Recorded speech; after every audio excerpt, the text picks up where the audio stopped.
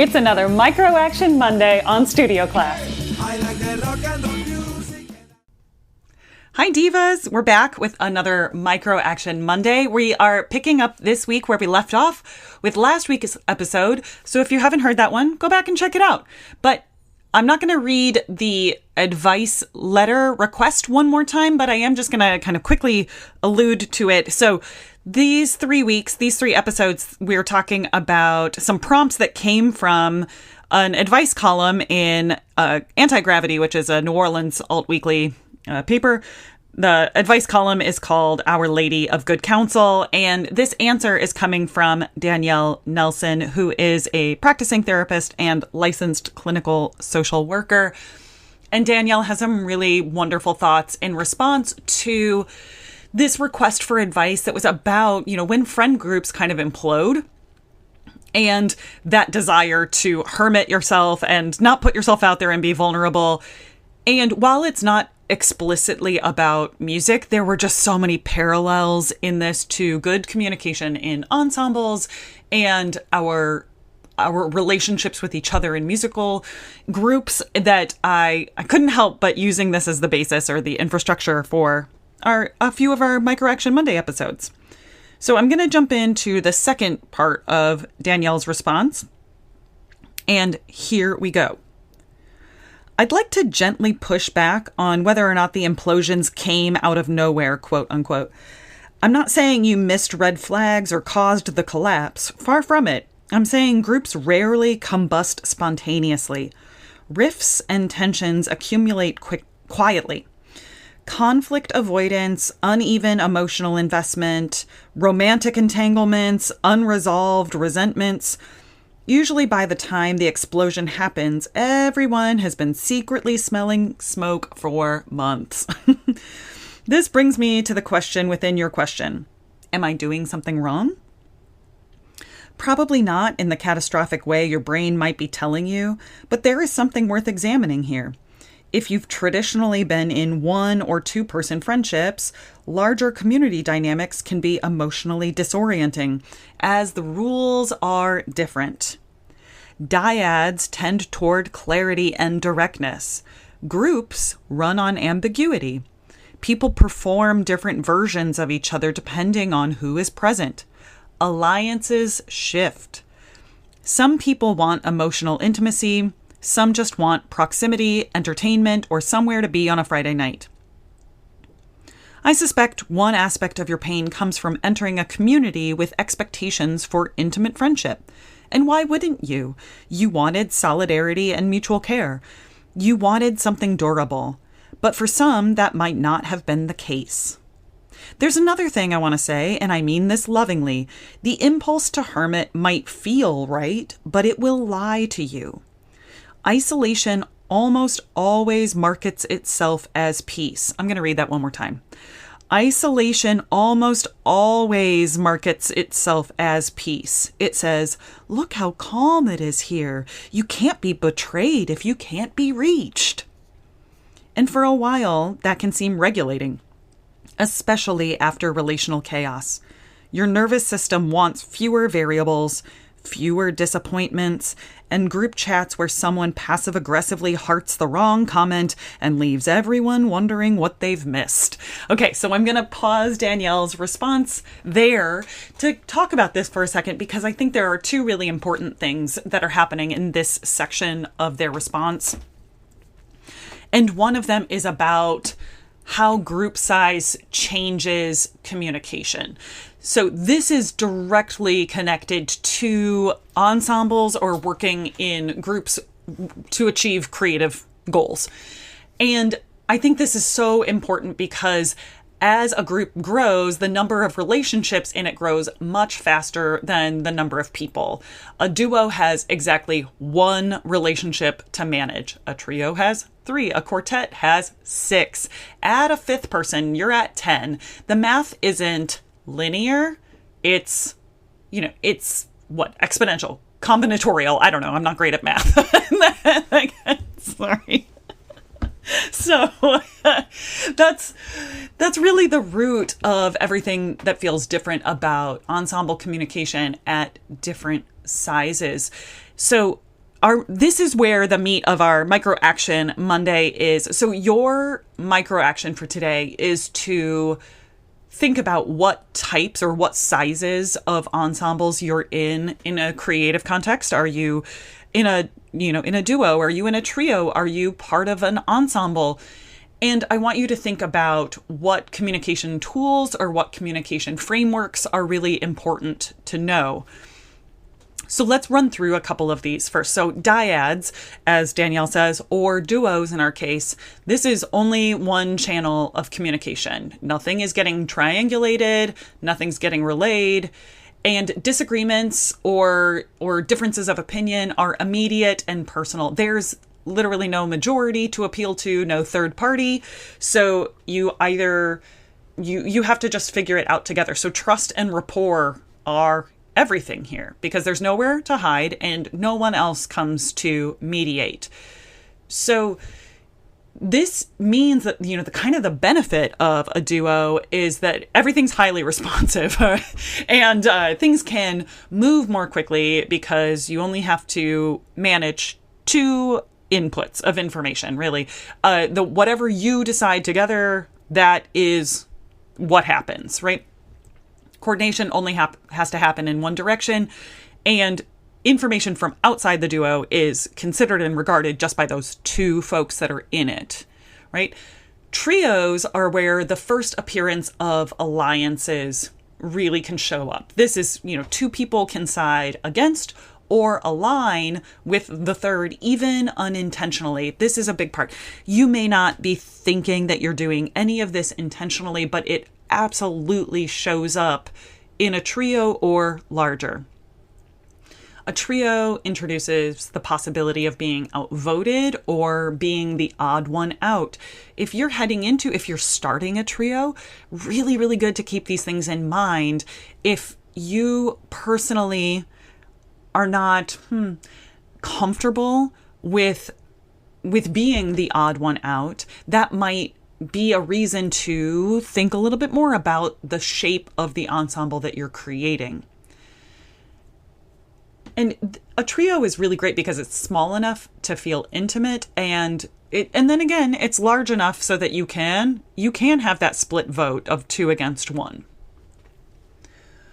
Quartets are where communication starts requiring more explicit structure, right? You typically start to identify a lead voice for certain decisions or rotating who raises issues or gets to decide on an issue. Even if this is subconscious, even if you haven't said it out loud, most ensembles of this size start to default to a lead voice. Subgroups can also become a very natural tendency, especially, in a quartet, you might get 2 and 2. And those, you see those alliances that are not necessarily negative. We're not talking about, Survivor here, where it's like we're creating alliances and voting people off. It's just, we can also think about this as alignments, right?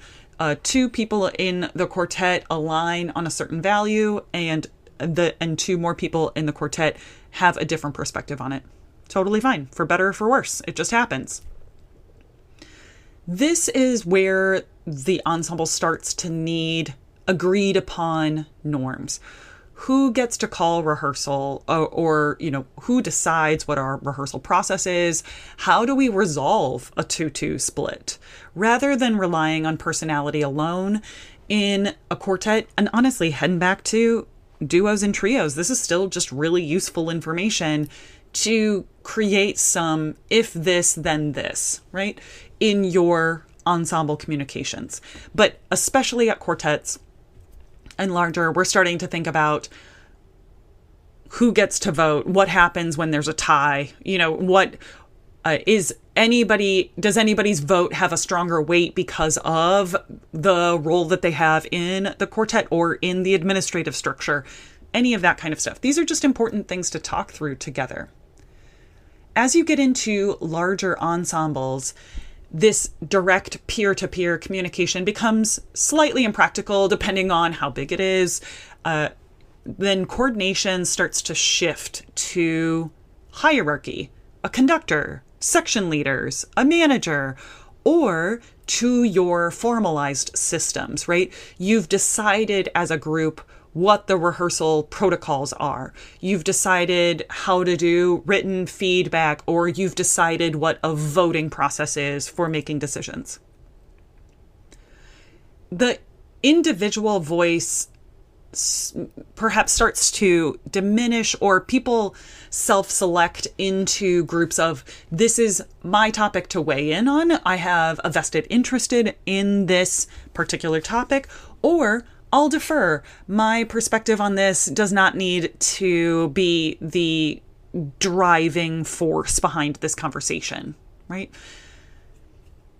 Honestly, the who's the mayor of the room dynamic from your infrastructure like really shows up here, right? Who's the mayor is kind of a really useful, even if it's just in your own head, to know, okay, who does the group shift to? At my home right now, we are doing a watch of the show Community, right? It's such a great distillation of group friendship dynamics or group ensemble dynamics, that kind of stuff. And you can see, based on people's body language, who they turn to when they're trying to make decisions on something. We start to understand whose vote has weight, and that can lead to some sticky situations. It can lead to some hurt feelings sometimes if we are not honest about those things, or if people feel like they're not being heard, or they don't get to have as much authority in the space as someone else. So these are actually important conversations to have within the group, and it is not unkind to talk through and designate leaders of your group, or people who get to be certain decision makers based on their knowledge or their experience with a certain topic. That's okay. Clarity is kindness here. So what I want you to think about here, that your Micro Action Monday is really about, what size of an ensemble am I participating in? Maybe I'm in a bunch of different things. Maybe I'm in a bunch of different structures. And how does communication work here? Are there some common pitfalls that we're experiencing based sheerly on the number of people that are involved, and some ambiguity around group communication? Could we make that easier to deal with by coming up with protocols, or some, like I said, if this, then this? So it doesn't hurt to just kind of pull back the veil a little bit and look at how your group talks to each other. How do we make decisions? How do we communicate important information with each other? And then see if there are any kind of regularly occurring pitfalls. Can you solve that by understanding how the group functions and wants to make decisions together? Knock, knock, knock. Hey, divas. Have you ever found yourself stuck in the grind and guess cycle, doing the work, but guessing at the strategy? I want you to know there's a way out of that. I'm a coach for performers, composers, educators, arts administrators, and creative professionals of all stripes who are ready to build careers that are sustainable, strategic, and actually feel like them. Here's what I want you to do. Go to sybariticstudios.com. Sybaritic is spelled Sybaritic. So sybariticstudios.com and download my Diva Audit. It's free, it's candid, and it's exactly what it sounds like. A real assessment of what's working in your career and what's quietly not. Pour a cup of something strong and see what comes up. And if you want to take it further than that, that's where I live. I do 1-hour sessions, I do multi-session arcs, 12-month partnerships, but the audit is really the place to get going. So check it out, and let's get back to the show. That's the first part, and that's really like the meat and potatoes of this Micro Action Monday. But I do really want to point out the other part that Danielle writes here, which is the isolation almost always markets itself as peace. Look how calm it is here. You can't be betrayed if you can't be reached. And I'm taking this part in a slightly different direction. We were just talking about ensemble communication, but this part just really spoke to me about yes, we're going to go through difficult ensemble dynamics. We're going to go through difficult relationships in music. You're going to have a lot of different relationships and different types of relationships that go really well in your musical or creative life. You're going to have a lot of relationships that get really effing weird in a hurry. And that's, that's something that you won't know until you're in it. You might have a collaborative relationship that completely implodes. You might have, an ensemble that implodes, and it's okay. It's going to happen. I'm hoping that you have enough self-awareness together that you're able to move through those difficult or challenging situations without perpetuating harm or creating harm or self-sacrificing in a negative way for yourself. But this sense of the impulse to hermit because you've had maybe a difficult collaborative relationship or a collaborative relationship that completely fell apart. I get it. I do. It happens, but it doesn't mean that you need to self-isolate or stop putting yourself out there for future collaborations just because that one went completely sideways or off the rails. You've learned a lot from perhaps your own involvement in those challenging situations, what you might have seen coming along the way. Remember, Danielle wrote that, groups rarely combust spontaneously, right? You can be kind of keeping an eye out for some rifts or tensions that are accumulating in your collaborative relationships. And again, coming back to this idea of if you've gone through something challenging and you want to hermit, you want to kind of isolate yourself from your creative community, take a moment and honor that your nervous system just wants fewer variables, wants fewer instances of risk. And that, we get that. Everybody has that. But it's worth it to realize that, yes, sometimes it does not go according to plan. Sometimes it's not exactly what you hoped for, but it's important to put yourself back out there. Try again. Have a coffee meeting to think about new collaborative relationships. Go into it asking each other questions. Talk about these types of communication styles. See if you can be clear with each other earlier in the process about the things that you like or the things that you don't like, what your preferences are in working together, so that you can have good, communicative, collaborative relationships. So with that, divas, before I go on and on and on with all of this information, I just want you to come back to good ensemble communications. And if you've gone through some challenging experiences, honor that your nervous system just wants a little bit of peace and say, it's okay, I'm going to take care of you while putting myself out there again. Okay. With that, divas, stay sparkly inside and out, and I'll catch you next week. Bye. Mercy on my soul, baby. Thanks for joining me for Micro Action Monday. Again, I'm Megan Ihnen, and you can find me on all the socials at Mezzo Ihnen. That's IHNEN. Did you know that studio class is part of the Sybaritic Singer? It is. And if you liked this episode, you're going to love my 29 Days to Diva series. That's on SybariticSinger.com. And if you liked this episode, will you please consider leaving us a review on iTunes, Stitcher, or wherever you get your podcast? Thanks. It means a lot to me.